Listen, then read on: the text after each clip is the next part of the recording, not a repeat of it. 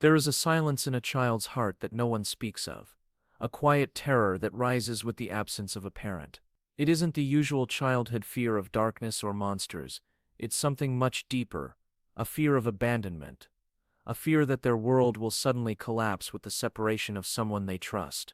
It is a moment that many might dismiss, sending a child off to school, dropping them off at daycare, but for those who feel the weight of this anxiety, it's as if a small, invisible chain binds them to their caregiver's side, and every step away from that person feels like an unraveling. At first glance, it seems like a simple moment of discomfort, a tearful goodbye. But beneath that tear, a story unfolds, one that reflects a child's greatest, most primal fear, being left alone. To them, the absence of a loved one can feel like the beginning of an endless void. It's not the distance that causes the pain, but the belief that this departure might be permanent, that love might fade into the space between two people. These children are often seen as clingy or overly sensitive by adults who don't understand the deep emotional core of their fear. They may try to soothe with distractions or gentle reassurances, but the emotional pain is so much deeper than a simple goodbye. The world outside their trusted circle feels foreign and unpredictable. Their minds, still in their early stages of development, are incapable of separating reality from fear. For them, the absence of a parent isn't just physical, it's existential. It's a question of security, of belonging, and of trust. The stories are familiar. A child clinging to their caregiver's leg, crying as they are reluctantly pulled away. Or perhaps it's the quiet withdrawal, an inward turning, a retreat into themselves as they stare out the window, hoping for the return of that person who makes the world feel safe. These moments often evoke compassion, but for those who experience them, it's not just a fleeting phase of childhood, it's an overwhelming, all-consuming reality that can feel like an eternity. What lies beneath these painful separations is a deeper truth. The child isn't just frightened of being alone, they fear the rupture in the connection that forms the basis of their sense of self. At its core, separation anxiety is a profound disquiet with the world and with others. It's a quiet rebellion against an environment that feels unpredictable, unsettling, and at times isolating. This chapter of their lives, marked by anxiety, will often shape how they see relationships and attachment throughout their future. The wounds inflicted during this time don't always disappear when the child finally grows more accustomed to separations. They linger beneath the surface, woven into the very fabric of their emotional responses. But understanding the origins of this anxiety, the roots that reach deep into the soil of their early lives, can offer a path to healing. It is a story that invites patience, empathy, and above all, understanding. And so we begin by turning toward the roots. What causes this deep, primal fear in children? What lies beneath the tears, the hesitations, and the unwillingness to let go?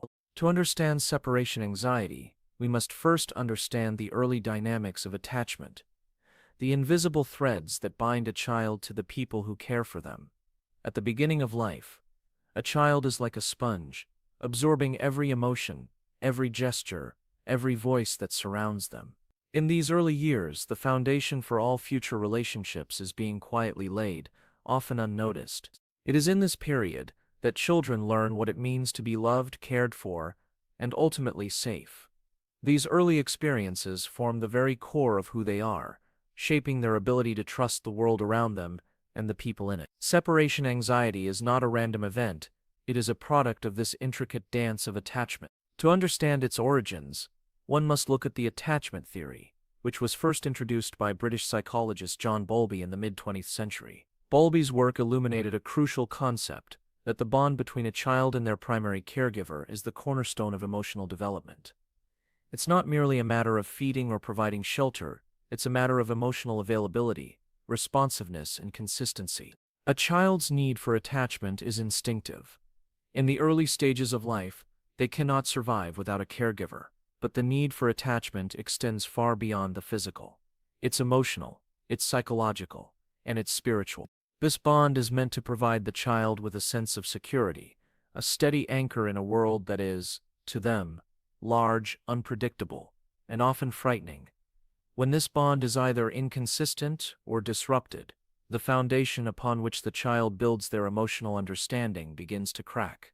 In some cases, the child may experience what is known as insecure attachment, a pattern where the caregiver is not reliably present or responsive to the child's needs.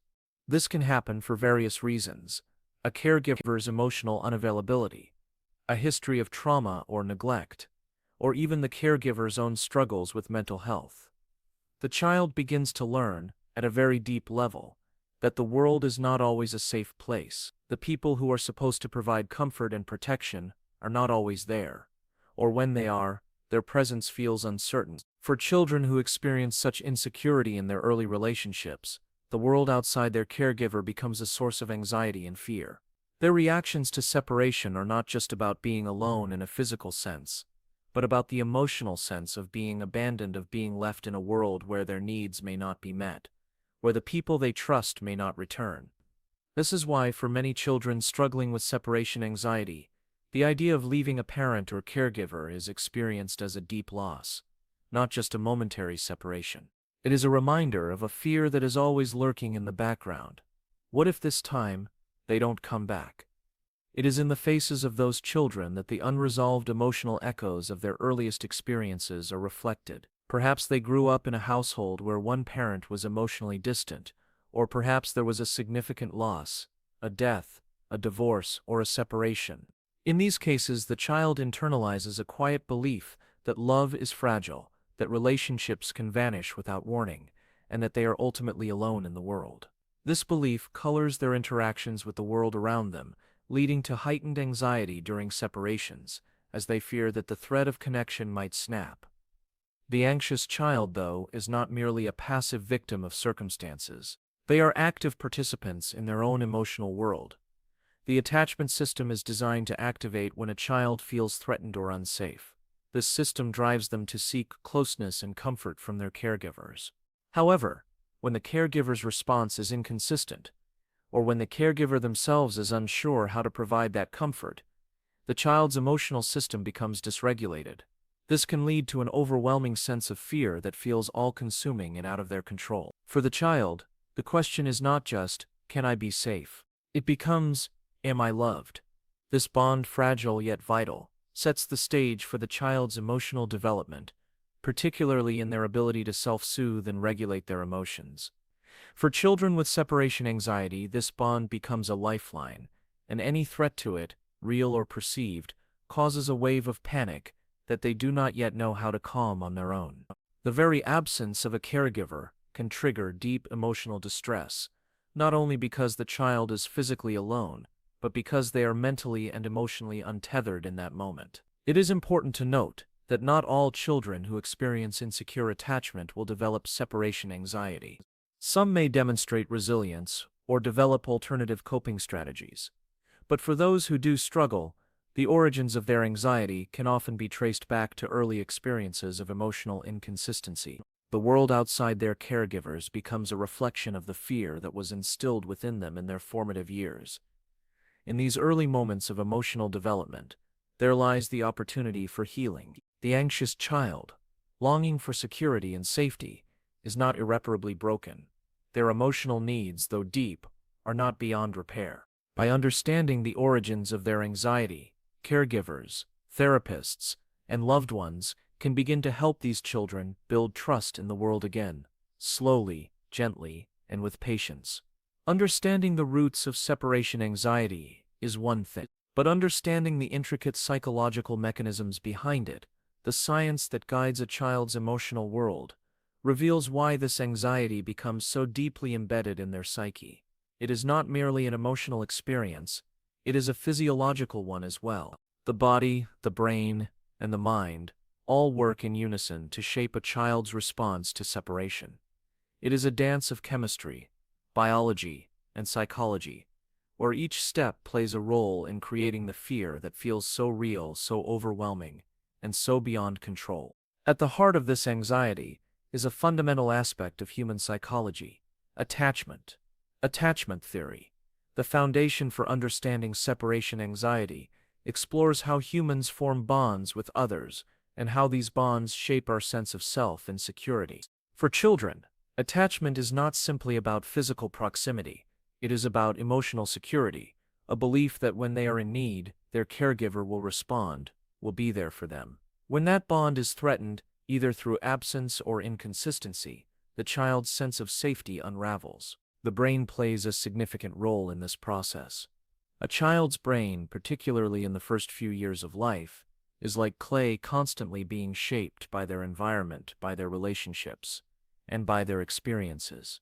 The brain's stress response system, regulated by structures such as the amygdala and hypothalamus, is particularly sensitive in young children. When a child experiences stress, such as the emotional distress of separation from a caregiver, this system is activated. The amygdala, responsible for processing emotions, signals the body to respond with fear. This leads to a cascade of physiological responses: increased heart rate, shallow breathing, sweaty palms, and a feeling of deep unease. This stress response, however, is not just a temporary reaction. In children who experience separation anxiety, this stress response becomes amplified and chronic. The brain's circuits for emotional regulation, which are still developing, are overwhelmed. The child's body begins to react not just to the separation in that moment, but to the anticipated separation, creating an ongoing cycle of anxiety. This is where the emotional and physical merge. The child's body begins to learn that being away from their caregiver is something to fear, and this learning becomes ingrained. The body's fight-or-flight system, driven by the autonomic nervous system, is similarly engaged during these episodes of anxiety. When a child is faced with the prospect of being separated from their caregiver, their nervous system enters a heightened state of alert. In a way, their body is preparing for danger, even when that danger may not be real. This heightened arousal can lead to a variety of behaviors. The child may become clingy, they may cry, or they may freeze, unable to function properly. The body's response to separation becomes a signal to the mind that the situation is dangerous, even if no immediate danger exists. But the body's stress response does not always dissipate quickly. When separation anxiety becomes persistent, the stress response system remains overactive, leading to a cascade of negative consequences. The child may struggle to regulate their emotions, becoming prone to feelings of irritability, mood swings, or persistent worry. The long-term consequences of chronic anxiety in childhood can be significant. Studies show that children with unresolved separation anxiety are more likely to experience anxiety disorders later in life, including social anxiety and generalized anxiety disorder. The experience of separation anxiety becomes a lens through which they view the world, one where safety and security are constantly in question. Yet, while the body responds to anxiety in these ways, it is not a passive experience. The child is acutely aware of the gap between their internal emotional world and the external reality. They may express their fear in overt ways, such as crying or clinging to their caregiver, but they may also internalize their anxiety, becoming withdrawn or reluctant to engage with others. It is this internalized anxiety that becomes particularly challenging to address. It's not simply about comforting the child in the moment, it's about helping them learn to regulate their emotional responses over time, allowing them to feel safe even in the absence of their caregiver. In this process, a key factor is the ability to develop what psychologists call emotion regulation skills. Emotion regulation refers to the ability to understand, express, and modulate emotional experiences in healthy ways. For children with separation anxiety, learning these skills is essential. When they can understand that their feelings of fear are temporary, that their caregiver will return, and that they are not alone in the world, they begin to build a sense of emotional resilience. This process is not quick, nor is it always easy, but it is possible. Neuroscience offers hope here. The plasticity of the brain, its ability to rewire itself, means that even after years of anxiety, the child's brain can learn new patterns of emotional response. This process is facilitated by a supportive environment, where the caregiver provides consistent, reassuring presence, and where the child is given the space to feel their emotions without judgment. Over time, the child learns to tolerate the discomfort of separation, to manage their fear, and to trust that their emotional needs will be met, even when they are apart from their loved ones. Understanding the science behind separation anxiety, how the brain, body, and emotions all interweave, allows us to see the child not as a problem to be solved, but as a human being in the midst of an emotional challenge. It helps us approach their anxiety with compassion, patience, and understanding, recognizing that their fear is not a sign of weakness, but a reflection of their deep need for connection and security. The roots of our emotional worlds are planted in the soil of our early relationships. We must tend to them with care, understanding that the smallest of separations can carry the heaviest of fears. If you or someone you know is experiencing the deep pangs of separation anxiety, remember that healing begins with understanding both of oneself and of the journey ahead. Seek support, embrace the complexity of emotions, and know that growth, though gradual, is always possible.